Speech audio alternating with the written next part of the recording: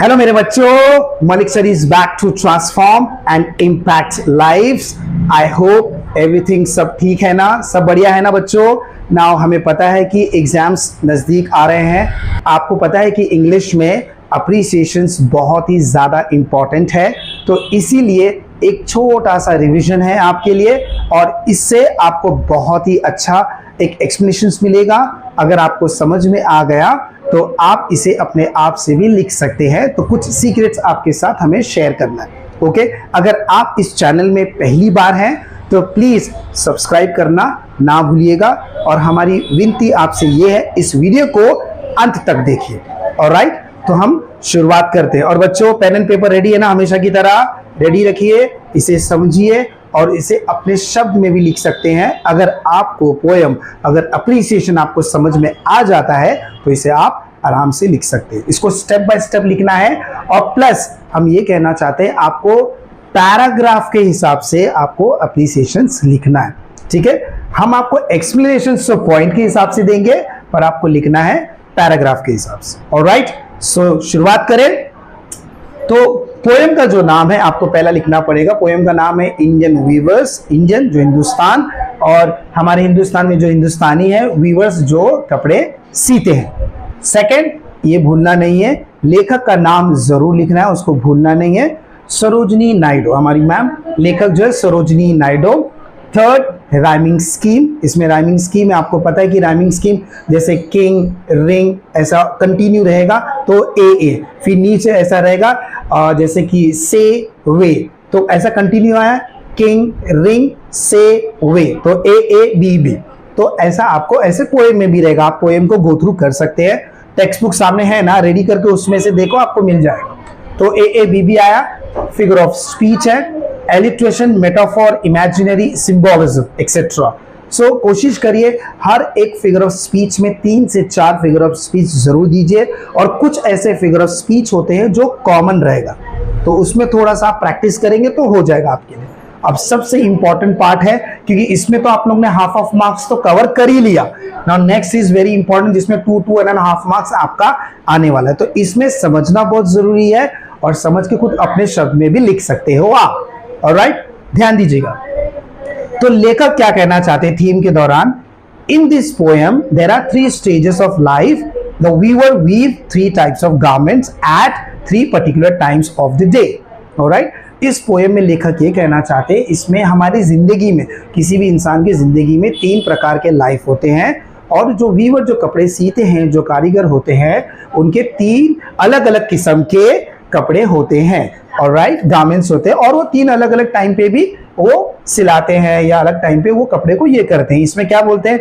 Why they are weaving that particular piece of cloth of a particular colour at specific time of the day.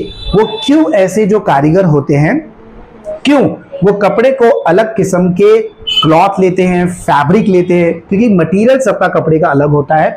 और वो क्यों colour भी अलग अलग तरह के चुनते हैं, क्योंकि सबके कलर के चॉइस अलग है। आपने जो अभी कपड़ा पहना है, जो हमने पहना है, उसके सबके फैब्रिक कलर सबके अलग अलग होते हैं वो, और सिलने का जो डिजाइन होता है वो अलग क्यों होता है, और उसका specific time of the day. तो ये चीज को आप ध्यान रखिएगा। ऑलराइट, और ये पोएम रिप्रेजेंट्स क्या करता है? इंसान की जो ह्यूमन लाइफ साइकिल होता है। जैसे कि सबको पता है हमारा जन्म इंपॉर्टेंट है, कपड़ा लेके आना इंपॉर्टेंट है, कपड़ा लेके आने के बाद फिर बाद में अडल्टहुड जो बीच का स्टेज होता है, टीनेजर, जैसे आपका जो अभी टीनेजर का जो स्टेज है, तो वो एक इंपॉर्टेंट है। और कपड़ा आना, फिर कपड़े को सेलेक्ट करना, फैब्रिक आना, फिर डिजाइन देना, फिर होता है उसका डेथ, बन के तैयार हो जाना और खत्म।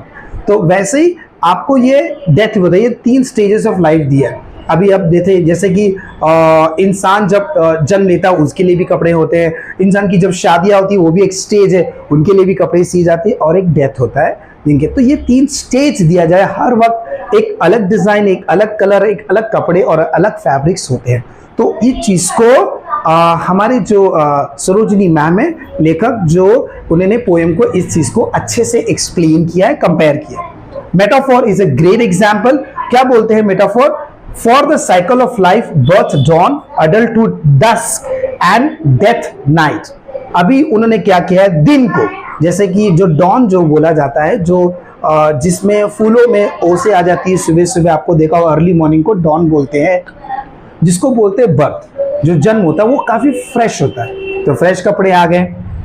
अडल्टहुड अगेन रिपीट हुआ है इसमें। अडल्टहुड को बोलते हैं डस्क, जो बीच का वक्त होता है, जो टीनेजर्स होता है। और डेथ इज द नाइट, जैसे सोते वक्त हम आधा डेथ हो ही जाते हैं, आधे तो हम मर ही जाते हैं, इसके लिए इनको क्या दिया है, डेथ का ये। लास्ट मैसेज देना मत भूलिएगा, क्योंकि आपने अगर इतने अच्छे से थीम को एक्सप्लेन किया है तो मैसेज देना ना भूलिएगा। पोएम क्या कहते हैं लेखक? The poem is dedicated to talented Indian weavers and fabrics which were famous and salutes them. I like the poem and find it beautiful, colorful and full of imaginary. वो ये कहते हैं, मैम ये कहना चाहती हैं लेखक कि हमारे जो हिंदुस्तान में जितने भी कारीगर जो कपड़े सीते हैं उनको सलूट करना चाहते हैं, क्योंकि इस पोएम के दौरान जो ना वो कितने मेहनत करते हैं, कितने डेडिकेटेड होते हैं, कितनी शिद्दत उसमें लगती है कि वो कपड़े सिल के रेडी होके तैयार होके बाहर आता, और उन्होंने लाइफ से चीज़ों को कंपेयर किया गया है। ऑलराइट, और काफ़ी अच्छे तरीके से किया है, इसीलिए उन्होंने सलूट मारा है कि ये चीज़ बहुत बेहतरीन तरीके से किया और एक इमेजिनरी फुल ऑफ दिया गया। आई होप मेरे बच्चों इस पोएम को आपने समझा होगा, अप्रिसिएशन को आपने समझा होगा, और आई एम श्योर आप अपने शब्द में भी लिख के जरूर आइएगा। Alright, so all the best for your paper, and I will say if any doubt, if you have it, write down in the comment. I will come back with the solution for you, and I will definitely come back with another topic. Until then, see you soon. MMTA Hannah. Thank you.